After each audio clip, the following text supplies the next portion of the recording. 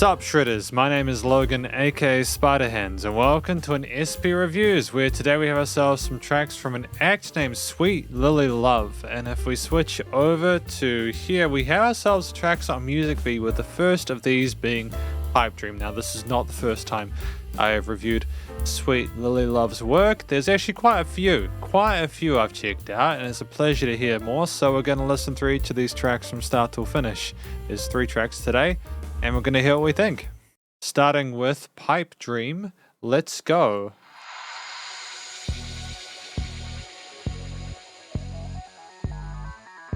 No, we've really gotten good with the automation, haven't we?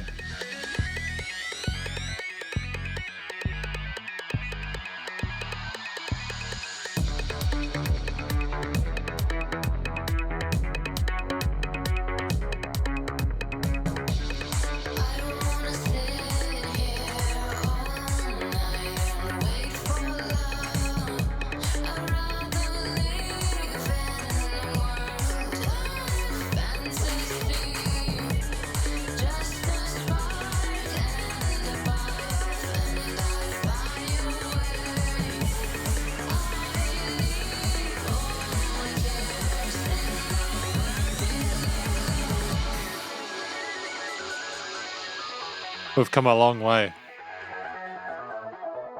And there's just absolutely no filler in this. There's so much stuff going on with not only the different synth layers and stuff, the drums, the rises and the falls dynamically, as well as with the way things like fade away, the vocals, with the interesting tone they have as well.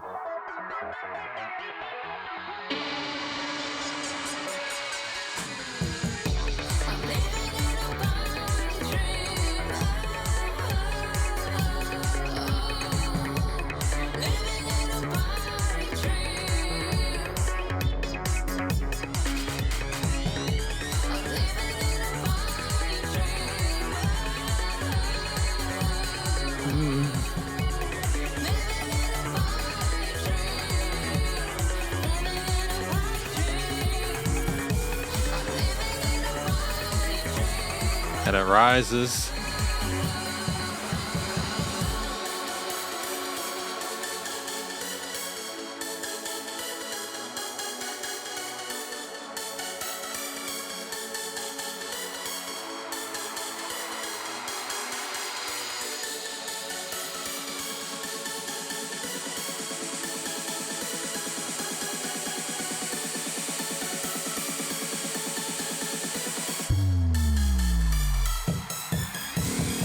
And it's just the bass response from the bass, you know, and the way that those drums just seamlessly came in, the automation on the volume and the positioning of things, the changes between the left and right, the stereo field of those synth leads and all those synth sequences or whatever in the previous chorus section with the Pipe Dream.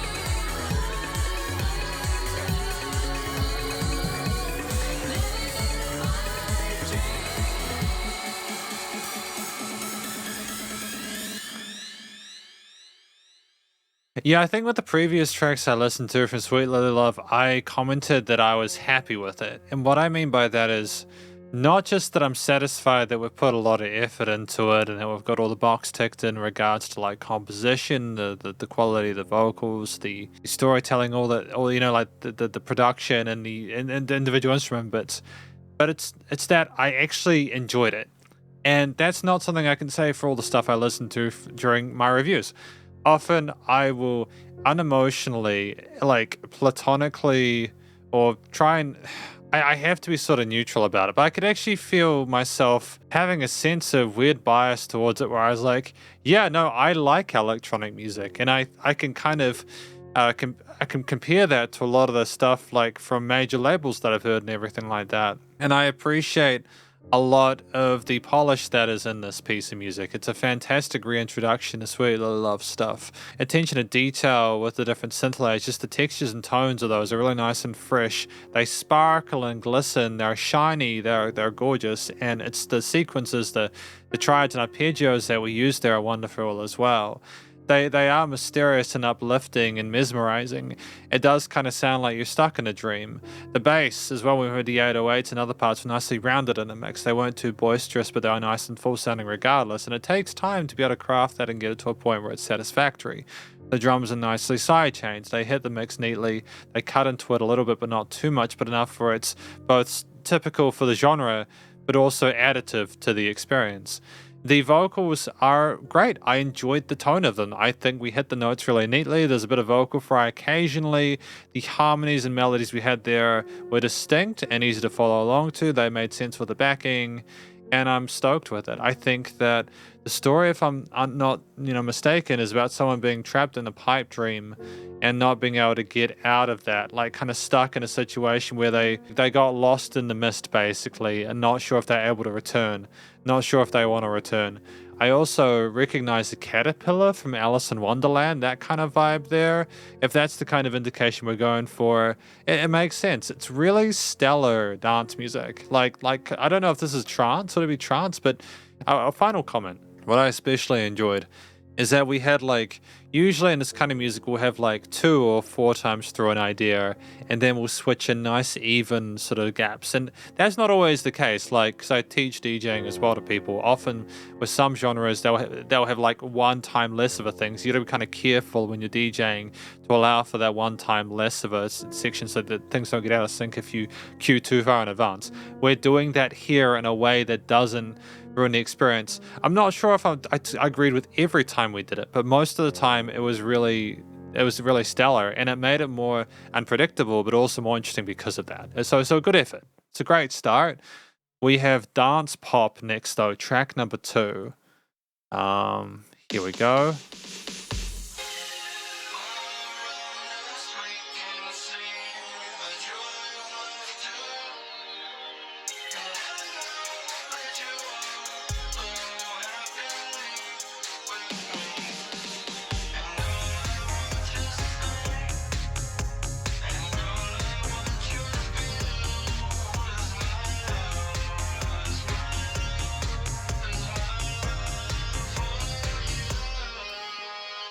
I'm not sure if the vocals are a little bit too filtered for my taste. I would have liked maybe a little bit more low end there, but that could have just been the effect we had on it.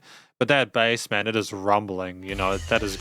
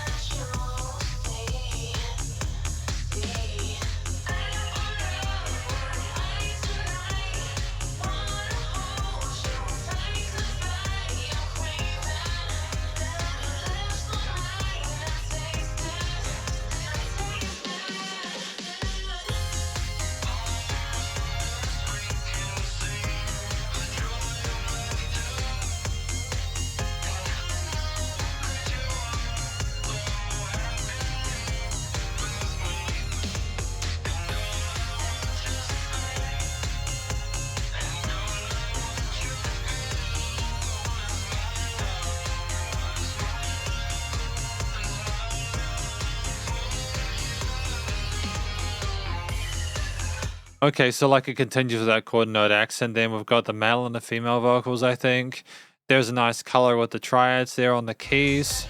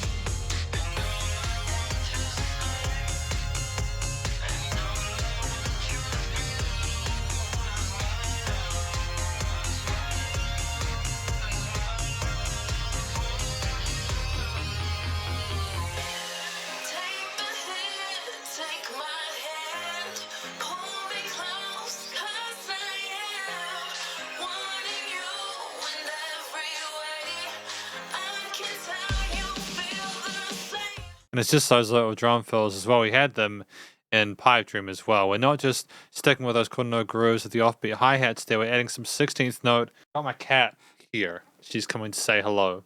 This is Nushka. Yeah, comes and says hello in the middle of reviews. And, she likes to be a part of them, but then she doesn't like to be a part of them, do you? This is why I don't keep the door open during my reviews. Getting back to this though, I like the 16th note snare grooves that we have. It's great to have variation with those transitions there. We aren't just taking the listener's attention for granted.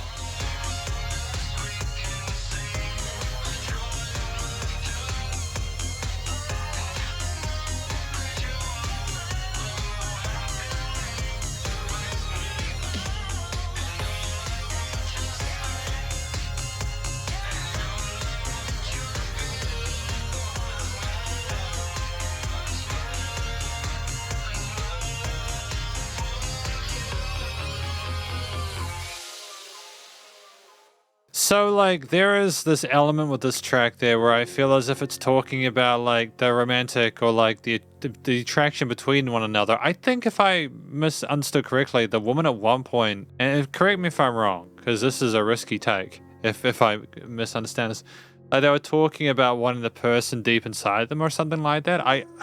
I've either gotten that right or really wrong, so I apologize if I have gotten that wrong. But you get the feeling it's not just about like the attraction where they want to be with each other. It's more about like a raw kind of pull, like a physical thing.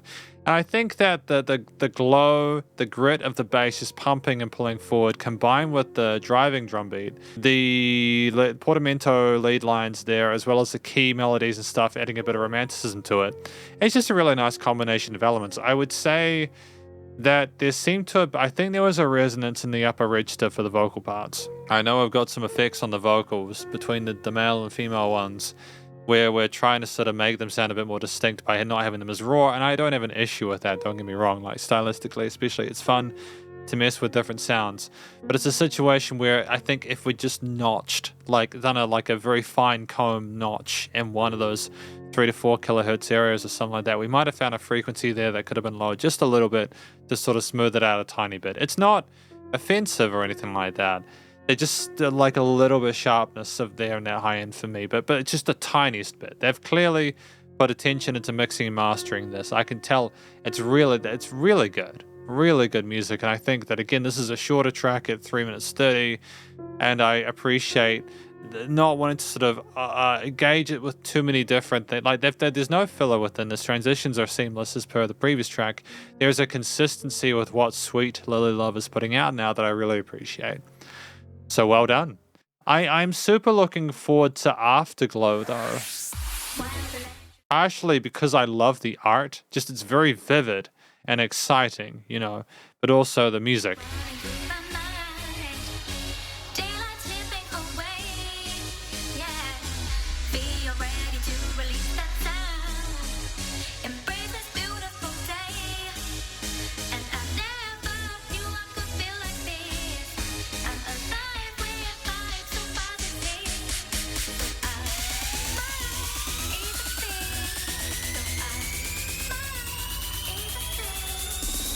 I'm not sure if I'm a massive fan of the melodies and how they go with that synth theme.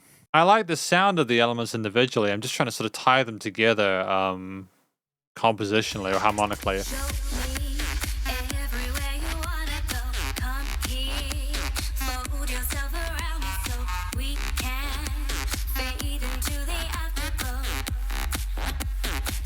So right, so this track is Afterglow in case I didn't say it before.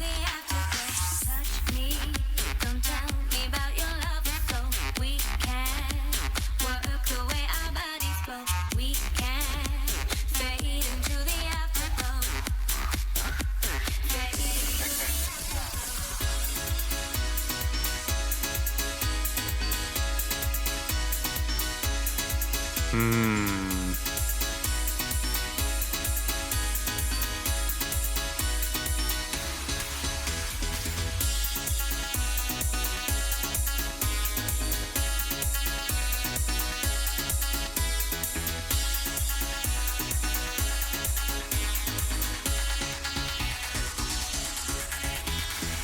So I've had like 2 or 3 different themes so far, and I appreciate how seamlessly they transition. I think the second idea that we had, the vocals with that kind of wow, wow, wow, that bass line there, they sort of suited that a little bit better.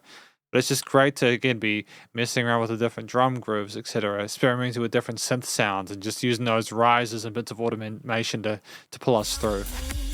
Everywhere you wanna go, come here. Fold yourself around so we can fade into the afterglow. Fade into the afterglow. Touch me, don't tell me about your love, so we can work the way our bodies go. We can fade into the afterglow. Fade into the afterglow.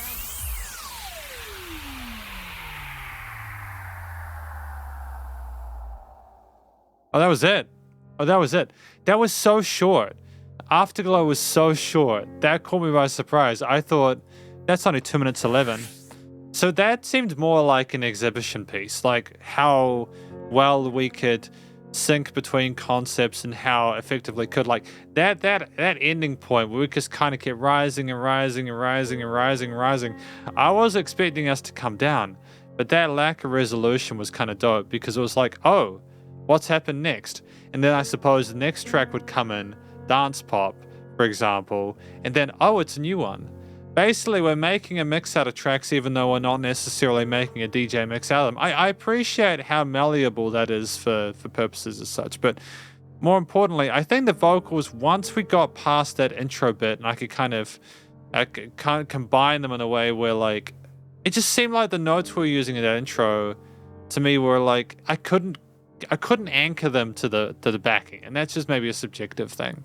I think something was said along the lines of like wrap yourself around me as we go get lost in the afterglow. So maybe it's about like getting together and being lost in like the music and stuff like that, if I'm not mistaken. There was a lot to take in. It's a really cool track, don't get me wrong. Like I at this point it's clear that we understand electronic music production as well as how to get vocals to sit in the mix and like create stories that make sense with that. But we'll talk about that more in the conclusion. Because welcome to the conclusion of my review of these three tracks from Sweet Lily Love. They are Afterglow, Dancepop, and Pipe Dream, but in reverse order. So we started with Pipe Dream, then we went for Dancepop, and then Afterglow. This is an example of a conclusion for a review where I will probably not have that much to say that is particularly negative. I don't even think I really have that much constructive criticism. It's a situation where we've got a lot of our boxes ticked, continuous from the previous sort of feedback I gave on Sweet Lily Love. There are a couple of things that I mentioned in the individual conclusions per track or my afterthoughts. But I suppose to talk about what do I think these three tracks are about? I mean, again, Pipe Dream I think is about getting lost in like a fantasy or being able to escape that and get back to reality or not wanting to leave the dream that you're in. Dancepop was about like the music and kind of to and fro between the guy and the woman, for example, and like the physical connection that they had.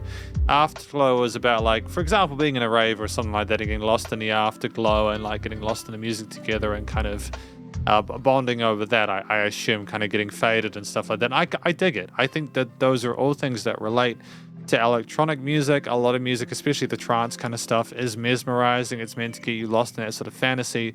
It's why you have like smoke machines and neons and stuff like that at raves and stuff, you know? We're putting stories in here that make sense with the music that we're making, and that's very smart. That'll be familiar to people who are fans of this kind of music. They'll be able to relate to that. This is really sensible. And the vocals as well. I'm really happy with the way that things were sung here. We typically hit the notes really well. The second track, I wasn't entirely convinced about some of the melodies that we had there. Like that were good, don't get me wrong. I thought that Pipe Dream was really strong. But the Afterglow, I just couldn't pin down that vocal melody to the intro, as I've said a couple of times in this review, so I won't stay too on it. It's either a subjective thing, or like I'd be able to break it down in regards of like composition, but also if we could potentially have been subjectively wanting there to be a separation between the two, and then to have come together later on for that verse part, for example, where we had the pulsating wah wah wah kind of bass. That like I trust Sweet Lily Love enough to know that they're making that decision to have it as like a juxtaposition potentially. And I think it's about the story as well. The vocal technique is solid though, comfortable in a head and chest voice. The lady who was doing most of the main stuff could really belt it out. There's a bit of vocal fry occasionally, great bit of vibrato, like the legato decision worked fantastic. And the way that we sung suited the kind of music as well. There was an interesting filtering on the voice there. We kind of had that a lot of mid to high end resonance where I thought potentially from a production perspective we could have potentially have had like a cut at like 3 to 4 kilohertz, so we might not have had already, but like it could also just be these headphones. But even still, well handled. I think we had male vocals in Dancepop. They were nice foil, kind of call and response thing going on, or like the male had one and the female had another verse, etc. And I thought that was well done. So no complaints about the vocals for me. For the vast majority of the time, I could understand the decisions we made. I thought they suited the vibe of the music, and I think that typically the vocal performance suited the appropriate or like the understandable connection to the lyrics. So with the singing out of the way, you have the tracks, and typically these were between 2 and 3 minutes. Absolutely 110% on point. I love it. They're nice and short, not because I have the attention span of a goldfish, because nowadays you typically want to have like music where you have, it's like an experience. You've got to compete with so much stuff for attention, right? So especially with Pipe Dream, which was probably my favorite track for today, you just had such a flurry of interesting stuff with all the various sort of synth patterns, sequences, the variations and rhythms for those, all the different drum patterns, etc., the bass lines, but with the contrast though being the easy to follow synth motifs and the leads and such, where they created really compelling lines. The bass line where they kind of writhed and wriggled, but that even when it was relatively minimalist with the layers, it was still more than enough because the variation they had with the various phrasings there, the unpredictability with the structure and certain components there, whilst also being really consistent when they knew they had a good sound. They didn't stray too far away with it, and like there was attention and care to detail making each part of each of these tracks memorable and worthwhile to the listener, regardless of whether or not they were initially into the genre. There was like little to no filler in these tracks. You got enough context from them to understand what the song was about by allowing enough time for verses, but you also had a lot of time to appreciate the instruments outside of the singing, and everything had an equal footing, and I really appreciate that, especially when the actual feel of this music is so important within this genre. There was, if I talk about a few of my favorite instruments within these tracks, I think the drums are phenomenal. We had such a great control over the quarters, eighths, triplets, and sixteenths, the 4 main rhythms of music there. The drums were phenomenal. They were so tight and so varied and so intricate. We clearly knew when to have we kind of built things up and doubled things over time. Sometimes we had that chord note accent and offbeat hi-hats and such for a bit of color, and then those ranges as well. We had lots of different grooves there, so we never sat on one thing for too long. It never got stale. We had some drum fills and the transitions between parts, really put a lot of effort into the drums, and I appreciate that as a drummer. I love it. There's no reason why we cannot incorporate the full extent of an instrument into a piece of music. We don't just have to have kicks and snares and hi-hats. It's great. I love it. There's room for this within this music. But it's also the basses. They were nice and thick and full sounding. There were no obnoxious hard textures within this. There was a bit of sizzle occasionally, but nothing that was too wrought with kind of angst and stuff. And I don't think it would have suited the mood of the lyrics for any of these tracks. A bit of raunchiness in tracks like Dancepop and Afterglow to it, but especially like Afterglow. But like it was never off-putting, and it was never alien to the relativity of like the synths and everything like that. So I really appreciate the effort put into to make the bass highlight those root notes whilst also providing a nice sense of balance in that low to mid range, and they were always tuneful. And sometimes we did not have bass, and that's exactly what we needed. We needed things to flow, but in those heavier sections they came down, they barreled forward, and it was really great to listen to.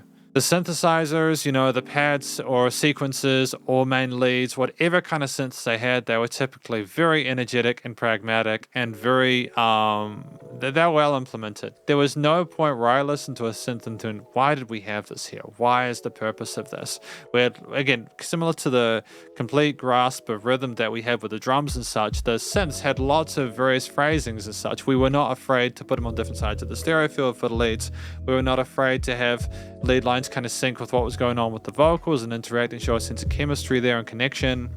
We were not afraid to have varying amounts of intensity within the dynamic range there. Sometimes things were quiet, other times just kinds were piercing at you and grasping at your face and eardrums for attention. There was range there. It wasn't the same all the time. These were loud mixes, but the synths, whatever shape or form, they always had, and you could hear everything. And like outside of that, it's just the actual tones of the instruments were great. We clearly understand how to create synth sounds that we need and like and are appropriate for the piece. And it's just also the use of automation with like the drums and the synths and other parts there, as well as the vocals, and we clearly understand a post-production as well. But it's also just a shout out to the keys that we had in Dancepop. The actual, I think we had some chords, like piano chords there. Now just a nice, almost a sub-layish thing in comparison to a lot of the stuff that was going on with the bass and drums and synths. But the keys with those triads there, they kind of added a bit of color and clarity to the arrangement. And I appreciate that we had that balance there. Ultimately, there are other instruments in there, I'm sure, but those were the main ones I got. Synthesizers, of course, are very, very flexible, lots of different types of synthesizers, we clearly understand how to implement them.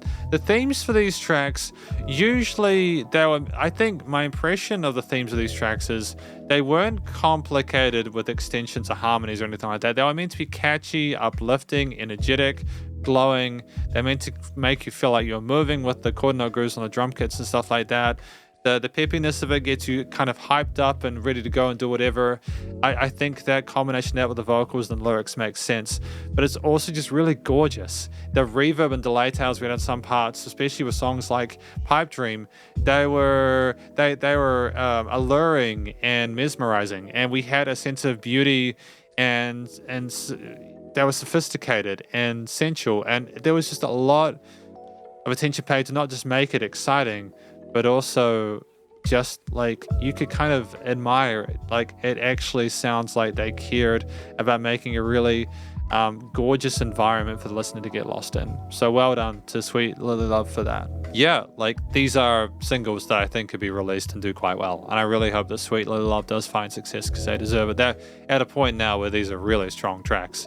I might not necessarily always agree with the note choices and how things are combined, but I think that we're at a point where it's deliberate enough that we're doing it for our reasons we want, and we feel it's the kind of effect or vibe we need, and I trust that Sweet Lily Love knows what they're doing in that regard now as a reviewer, and it's totally fine. The studio recording, mixing and mastering is solid. It's tight. It's a very loud mix, and I think it's Music B that's making these tracks either at full loudness or boosting them a little bit, but just these are very loud tracks, perfectly fine for the genre.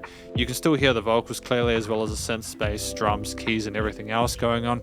Things are nicely niched in the frequency spectrum with no resonant frequencies there, apart from, of course, the 3 or 4 kilohertz thing I noticed with some of the vocal bits, but that's okay. They're just shiny, and I think we might have been trying to add an extra bit of emphasis on those to make them a bit brighter around their range. That was nice one. The stereo field, there were these risers as well. Risers and effects to kind of make things go down. There was filtering to kind of get rid of some of the higher frequencies, and we went back up. And I think Dancepop, we were deliberately manipulating the waveforms to kind of screw with the listener's expectations a little bit. Just to know when to take away with the high and then bring it back up, we're rising back up again, is fantastic. It makes it sound like you're in a club or something like that listening to it. It's dope. There was definitely a dynamic range to it, though. Things did come down occasionally. Things were quiet. Things were not smothered in the mix. I'm pretty sure there was automation with some of the volume choices as well, and the panning stuff as well, which is kind of dope. And it was nice and loud without pumping, so the bus compression limiting was handled. I mean, effectively, these are just 3 very strong tracks from Sweet Lily Love. We've really got the hang of it now. And thank you very much for watching my review of them. We had Pipe Dream, Dancepop, and Afterglow. And if you enjoyed it, please do go check out Sweet Lily Love's various social medias and their YouTube page and website, and stay cool, stay safe, and please remember to support your local musicians and artists at this point in time. As he the hell more than ever with all the crazy stuff going on in the world, and I'll catch you in the next review. Spiderhands out.